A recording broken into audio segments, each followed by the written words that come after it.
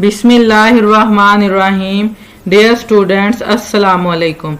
Hope you are best with health and iman. Today we are going to solve objective exercise of Unit 1. In this exercise we solve these questions. So let's start. Question number 1 है answer the following questions. ये दिए गए जो questions हैं इनके answer हमने बताने हैं. ठीक है, आंसर राइट करने हैं. नेक्स्ट क्वेश्चन है फिल इन द ब्लैंक्स. ठीक है, ये 5 फिल इन द ब्लैंक्स हमें दी हुई हैं, इनको हमने सॉल्व करना है. और क्वेश्चन नंबर 3 है टिक द करेक्ट आंसर. ये एमसीक्यूज हैं, इनको हमने सॉल्व करना है. तो अपने क्वेश्चन नंबर 1 को देख लेते हैं. Answer the following questions. इनके क्या क्या आंसर है और इनको हमने किस तरह से सॉल्व किया है. तो यहाँ पे देखें स्टूडेंट्स, हमारे पास क्वेश्चन नंबर 1 है डिफाइन अ सेट. एक सेट को डिफाइन करना है कि सेट क्या होता है. इसका आंसर है a collection of distinct and well defined object is called a set. A collection of distinct. Distinct का मीन्स यहाँ पे क्या होता है कि ऐसी प्रॉपर्टी जिसमें किसी भी सेट में कोई एलिमेंट जो है वो एक दफा ही यूज हो, बार बार रिपीट ना हो. ठीक है, और वेल डिफाइंड का मतलब होता है कि ऐसा एलिमेंट जिसकी हमें अच्छे तरीके से एक्सप्लेनेशन पता हो, जिसकी वजाहत हम कर सकते हो, जिसके बारे में हम ठीक से डिफाइन कर सकें. तो ऐसे एलिमेंट जो डिस्टिंक्ट हो मीन्स के अगेन एंड अगेन रिपीट ना होते हो, और वेल डिफाइंड हो जिन्हें हम अच्छे तरीके से जिनकी वजाहत कर सकें. तो ऐसे एलिमेंट्स का जो सेट होता है, कलेक्शन होती है, उसको हम क्या कहते हैं, सेट कहते हैं.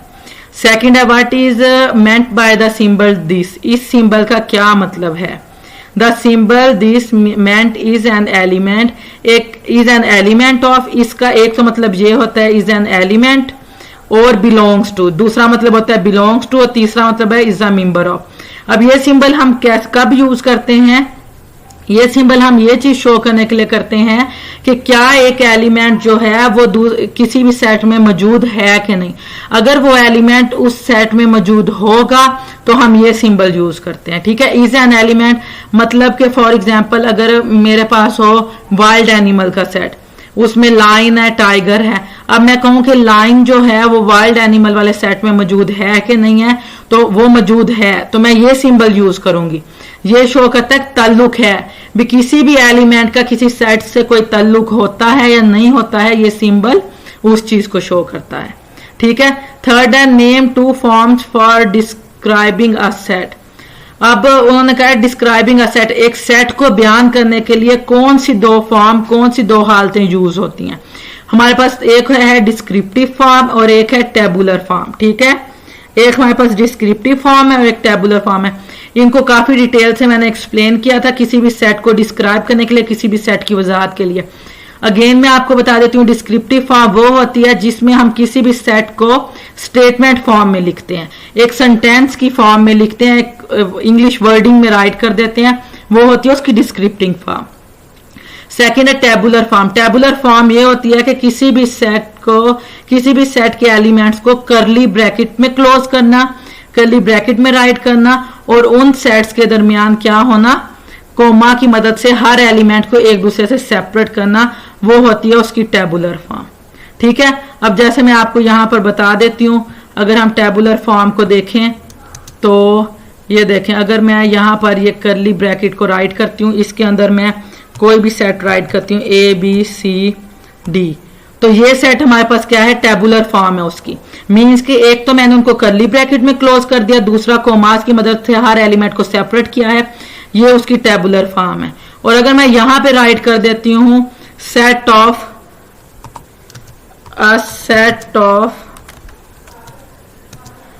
इधर मैं राइट करूं अगर अ सेट ऑफ 4 अल्फाबेट. ठीक है. अब ये देखें, ये वाली फॉर्म जो है ये मेरे पास आ गई है डिस्क्रिप्टिव फॉर्म जो स्टेटमेंट की हालत में है, और ये फॉर्म मेरे पास आ गया टेबुलर फॉर्म जिसको हमने कर्ली ब्रैकेट में क्लोज किया और कॉमास की मदद से हर एलिमेंट को एक दूसरे से सेपरेट किया है. तो अब क्वेश्चन नंबर 4 देख लेते हैं. क्वेश्चन नंबर 4 में क्या कह रहे हैं, what is meant by the word distinct in a set. एक सेट में इस वर्ड डिस्टिंक्ट का क्या मतलब होता है. Distinct means the same element should not appear more than once. ये मैंने आपको पहले भी बताया था, डिस्टिंक्ट का मतलब होता है कि किसी भी सेट में एक एलिमेंट दोबारा इस्तेमाल ना हो एक दफा के अलावा, ठीक है। अगर वो एलिमेंट बार बार रिपीट होगा तो वो डिस्टिंक्ट, उसका मतलब डिस्टिंक्ट नहीं होगा और वो सेट ही नहीं होगा। क्वेश्चन नंबर 5 है इसका, if x is equal to A B C and y is equal to C A B are this sets equal और नॉट। अगर हमारे पास x जो है वो ए बी सी हो, y जो है वो सी ए बी हो, क्या ये इक्वल सेट होंगे या नहीं होंगे? इसका आंसर है दीज सेट्स आर इक्वल, ये सेट्स इक्वल होंगे। क्यों? Because same element are present in it, क्योंकि इनमें सेम एक जैसे एलिमेंट मौजूद है। ये देखिए, अगर x में हमारे पास ए बी सी है तो y में भी हमारे पास ए बी सी है। उसकी थोड़ी सी अरेंजमेंट चेंज है, तरतीब चेंज है, लेकिन a अगर x में है तो वो a y में भी है, b अगर x में है तो b y में भी है, c अगर x में है तो c y में भी है। सेम एलिमेंट है दोनों में, तो ऐसा पेयर, ऐसे सेट्स जिनमें एलिमेंट एक जैसे हो, तादाद उनकी नहीं, एलिमेंट एक जैसे हों, तो ऐसे सेट को हम इक्वल सेट कहते हैं। जब एक जैसे एलिमेंट होंगे तो ऑटोमेटिकली उनके नंबर ऑफ एलिमेंट, मतलब कि उनकी तादाद भी एक जैसी होगी। लेकिन यहाँ पे हमने ये देखना है कि एक जैसे एलिमेंट दोनों में मौजूद होंगे तो इक्वल सेट होगा, ठीक है। अब ये देखें, ये इक्वल सेट है। अब हम थोड़ा सा नीचे चलते हैं, तो नीचे हमें क्वेश्चन नंबर 2 दिया गया है, फिल इन द ब्लैंक्स, ठीक है। 1-to-1 correspondence can be establish between, तो इसको हमने थोड़ा सा एक्सप्लेन करना है, ठीक है। 1-to-1 correspondence can not be establish between dash sets, किन सेट्स के दरमियान 1-to-1 कोरिस्पोंडेंस नहीं होती। यहां पे हम इसका आंसर राइट करते हैं। इसका आंसर क्या होगा? नॉन इक्विवेलेंट, ठीक है। नॉन इक्विवेलेंट सेट के दरमियान जो है 1-to-1 कोरिस्पोंडेंस नहीं होती। जिस पेयर के दरमियान, जिन सेट्स के दरमियान 1-to-1 कोरिस्पोंडेंस होती है वो इक्विवेलेंट होते हैं। अब 1-to-1 कोरिस्पोंडेंस क्या होती है? मींस के दोनों सेट्स में एलिमेंट्स की तादाद एक जैसी हो। अगर एक एलिमेंट में, जैसे इस एग्जांपल में हम देख लेते हैं, यहाँ पे x में 3 एलिमेंट्स हैं, y में 3 एलिमेंट्स हैं, तो ये 1-to-1 कोरिस्पोंडेंस को फुलफिल कर रहे हैं। इनमें नंबर ऑफ एलिमेंट एक जितने हैं, एलिमेंट की तादाद एक जैसी है, तो ये इक्विवेलेंट होंगे। अगर फॉर एग्जांपल मेरे पास यहाँ पर 4 एलिमेंट होते, यहाँ पर यही 3 होते, एलिमेंट्स की तादाद चेंज हो जाती, तो ये 1-to-1 कोरिस्पोंडेंस को फुलफिल नहीं करते। तो ऐसे एलिमेंट्स को, ऐसे सेट्स को हम क्या कहते हैं? नॉन इक्विवेलेंट कहते हैं, ठीक है। सेकंड है, dash means a specific property of an object that enables it to be an element of a set और नॉट। अब इसमें वो क्या कह रहे हैं? सेट्स की ऐसी प्रॉपर्टी जिसकी बिना पर हम कह सकते हैं कि वो सेट जो है वो सेट है। ऐसी कौन सी, किसी भी ऑब्जेक्ट की, किसी भी एलिमेंट की ऐसी कौन सी प्रॉपर्टी होती है, खास खूबी होती है, जिसकी वजह से वो एलिमेंट जो हैं एक सेट को सेट बनाते हैं। तो अब हम ये देख लेते हैं यहाँ पर क्या आएगा। एक तो हमने डिस्टिंक्ट प्रॉपर्टी पढ़ी थी, उसका तो हमने बता दिया था, the same element should not appear more than once. दूसरी प्रॉपर्टी हमारे पास क्या थी? वेल डिफाइंड, ठीक है। दूसरी प्रॉपर्टी इसकी है हमारे पास well defined means a specific property of an object. ये आप स्टार्टिंग में भी देखेंगे, हम इसको ऑलरेडी एक्सप्लेन भी कर चुके हैं, इन सारी डेफिनेशंस को। ये सारा कुछ हम स्टार्ट में पढ़ चुके हैं, जो अगेन एंड अगेन रिपीट हो रहा है, ये सारी डेफिनेशंस। अब थर्ड नंबर पे, the symbol dash means does not belong to a set. किस सिंबल का मतलब होता है कि कोई भी एलिमेंट जो है वो उस सेट का हिस्सा नहीं है। उसको हम किस सिंबल से रिप्रेजेंट करते हैं?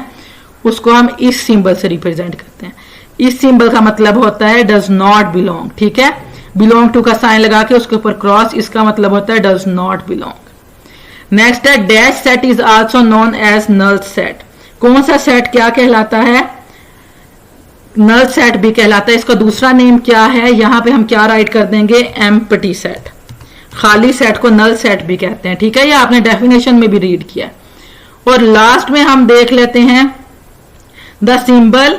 यहां पे अब एक साइन यूज होना है, इसके ऊपर आ जाएगा क्रॉस, ठीक है। इस symbol is use for to dash. ये सिंबल जो है उसके लिए, किस सेट के लिए यूज होता है? कैसा सिंबल है ये? दोनों तरफ हमारे पास हेड एरो है और उनके ऊपर क्रॉस लगा हुआ है। तो ये अब हमने बताना है कि ये किस चीज को शो कर रहा है, वो हम देख लेते हैं, ठीक है। ये शो कर रहा है नॉन इक्विवेलेंट को। ठीक है, भी एक सेट जो है वो दूसरे सेट के इक्वल नहीं है, नॉन इक्विवेलेंट को। मेरे पास ये सिंबल शो नहीं हो रहा था, मेरे पास सिंपल डबल हेड वाला शो हो रहा था, इसलिए मैंने ये क्रॉस खुद से लगाया हुआ है। मींस कि अगर ये सिंपल सिंबल होता इस फॉर्म में, मैं आपको बताऊं, अगर मेरे पास ये सिंबल होता इस फॉर्म में, तो इसका मतलब होता था इक्विवेलेंट। अगर इसके ऊपर यूं क्रॉस आ जाएगा तो इसका मतलब होता है नॉन इक्विवेलेंट। ठीक है, तो ये देखें इस तरह से ये हमने अपनी 5 फिल इन द ब्लैंक्स को भी सॉल्व किया है। और अगर हम ऊपर की तरफ मूव करते हैं तो हमने अपने 5 क्वेश्चंस को भी सॉल्व किया है, उनके आंसर भी मैंने यहां राइट करके दिए हैं। ये हमारे पास क्वेश्चन नंबर 1 और 2 हो गया है। अब हम अपने क्वेश्चन नंबर लास्ट वाले, अब हम अपने क्वेश्चन को देख लेते हैं, जो है हमारे पास एमसीक्यूज का क्वेश्चन। एमसीक्यूज के क्वेश्चन को हम यहीं पे सॉल्व कर लेंगे। ठीक है, इसको मैं आपको बताती हूं। हमने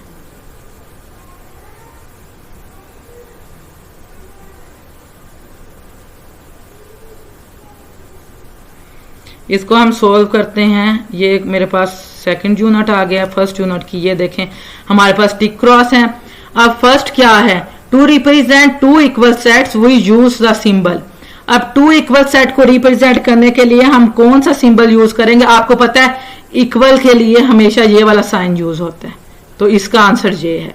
सेकंड है to write an empty set, खाली सेट हो तो वो use the symbol. Empty set के लिए हम कौन सा सिंबल हमेशा शो करते हैं? ये वाला, ये आपको पता है।